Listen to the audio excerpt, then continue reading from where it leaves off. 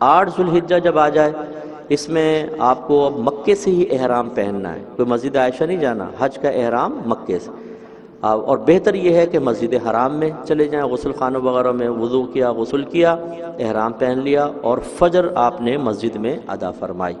موقع نہ ملے ہوٹل میں ادا کر لی جیسے آپ نے، بہرحال تو فجر یہاں پڑھی۔ اب آپ کو مینا روانہ ہونا ہے، اور 5 نمازیں مینا میں پڑھنی ہیں، ظہر، عصر، مغرب، عشاء اور اگلے دن کی فجر۔ یہ 5 نمازیں مینا میں پڑھنا سنت ہے۔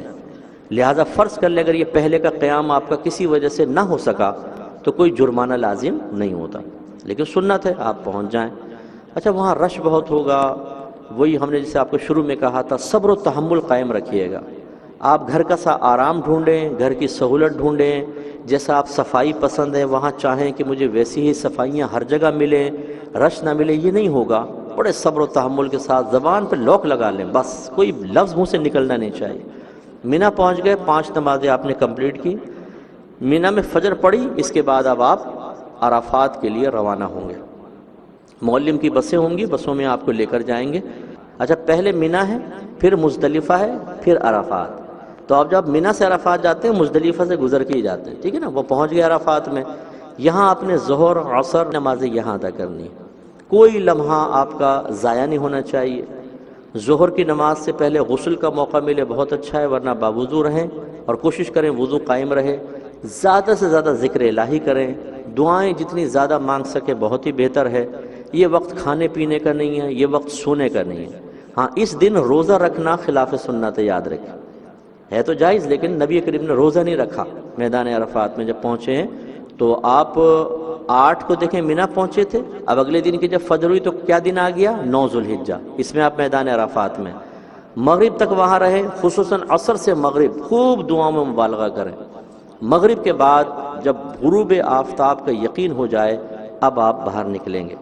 اگر کوئی میدان عرفات سے غروب آفتاب سے پہلے نکل گیا اس پر دم لازم ہو جائے گا۔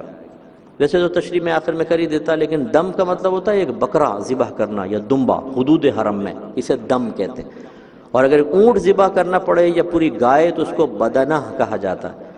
تو اگر کوئی مغرب سے پہلے نکل گیا تو دم لازم ہو جائے گا، تو اس لیے انتظار کریں۔ اچھا، بعض اوقات ایسا ہوتا ہے، یہ توجہ رکھیے گا، جو معلمین آپ کو لے کر جاتے ہیں نا، وہ بعض اوقات غروب آفتاب سے پہلے شور مچا دیتے ہیں، چلو چلو بس میں بیٹھو، بس میں بیٹھو، بس میں بیٹھو، بسیں نکل جائیں گی۔ تو لوگ گھبرا جاتے ہیں کہ یار بس نہ نکل جائے، وہ پہلے جا کر بیٹھ جاتے ہیں، اور بعض اوقات وہ عرفات کی حدود سے باہر کھڑی ہوتی ہیں تو دم لازم ہو جائے گا۔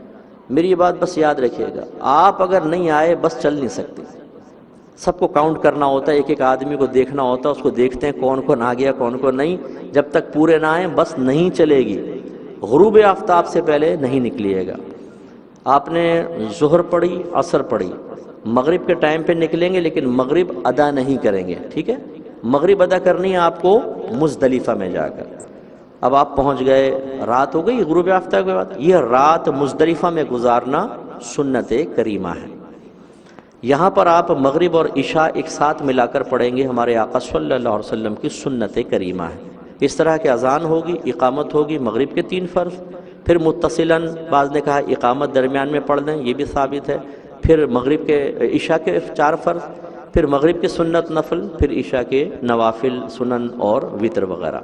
اب آپ فارغ ہو گئے، یہ رات مزدلفہ میں گزارنا سنت ہے، اور کہتے ہیں کہ یہ رات شب قدر سے بھی افضل ہے۔ تو لازم سی بات ہے، جب شب قدر سے افضل ہے تو سو کر گزارنا یہ محرومی کی بات ہے۔ تو پوری رات ذکر الہی میں مشغول رہیں اور اچھی باتیں ایک دوسرے سے کرتے رہیں، یہ رات یہاں گزارنی ہوگی۔